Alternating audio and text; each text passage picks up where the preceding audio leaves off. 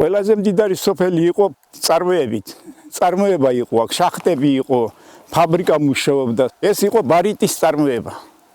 და ეს ბარიტი აქ მუშავდებოდა, ხარისხდებოდა, აქ სამიმად ხარისხად. საბაგიროთი ჩამოდიოდა გადასამამუშავებელი. და აქ მუშავდებოდა უკვე. და იგზავნებოდა ცხინვალში ჩადიოდა და ცხინვალიდან მიდიოდა მე ესე ვიცი ლენინგრადში იგზავნებოდა. და აქედან რომელიც გადიოდა ქუთაისისკენ არა ეს ლიტაფონის ქარხანაში. და ხალხი იყო დასაქმებული, ტრანსპორტი იყო იმდენი რომ ფეხს ვერ აუქცევდით. როგორც ქალაქი ისევ ცხოვრობდით. შეიძლება ქალაქში ვერ გეშოვა ისეთი რამეები როგორც აქ შოვილობდით ჩვენ. სკოლა იყო, სპორტული დარბაზები იყო, ყველაფერი იყო, ესე იგი რაც კი ბავშვებს სჭირდებოდა, ყველაფერი იყო. მარტო ავტობუსი დაერებოდა დღეში 3 ჯერ. დილა, შუადღისა, საღამოს. და რაც როცა ქარხანა მუშაობდა.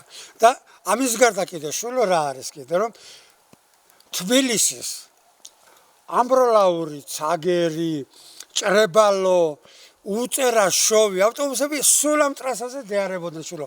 პრობლემა რა ქონდა ჩვენ თბილისში წასვლაზეთ. ავტობუსით ახლა პენსია რო აღვე ხალხს ამოდის ერთჯერ. იმიტომ ფაქტურად ხალხი არ არის. რო ამოახო საწვავი უნდა. და პენსიის დროს მოდის ავტობუსი და მიყავს ხალხი და მომარაგდება რა, მარაგდები თვითონ თვემდე. ორ კვირაში ერთხელ მაინც რო მოვიდეს, ხო?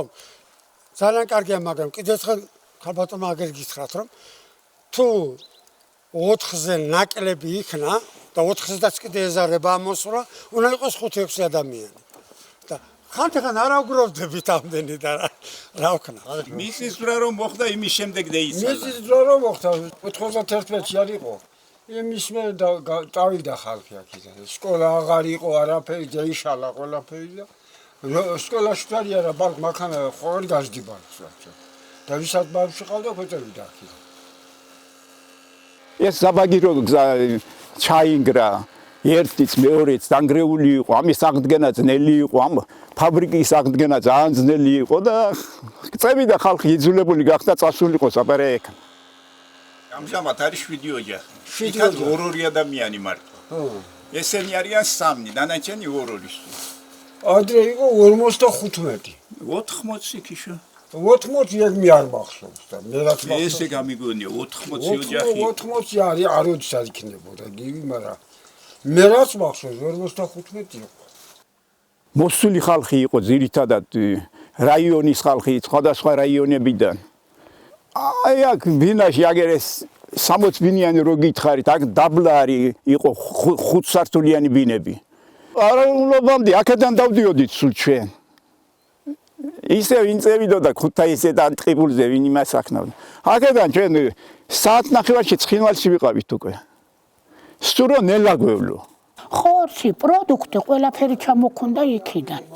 ერთ აი რო დაგვინახენდე რომ ქართველები არიანო მიგვიშვენდნენ ჩვენ პირველად რაც გვინდოდა ვიყიდით და წამოვიდოდით. არ უთქვიათ იმათ თუ რა დადიან აქაო. აი აქაც გადმოვიდოდნენ პატივსაცემლად, იქაც მოხდებოდი კვაისაში პატივსაცემლად. აი ჩვენ სოფელი მაგალითად მაგრად ძალიან ურთიერთობა ქონდა. აი ახლა მარტო ოსებირი იყვნენ მათ კვაისაში. არც ახლა გვექნებოდა ჩვენი გადასვლის პრობლემა. 100% მიასამჯერა. ამმა გააფუჭა ყველაფერი. ორი ადამიანი რო გადმოვიდეს ავტომატიანი ეგიდან წამოგრეკავს თავიანთ საქონლად და გადაგვიყვანენ კვაისაში.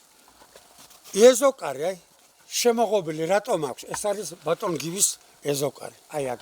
ეს არის ზღვარი, საზღვარი ოჯახისა, ხომ?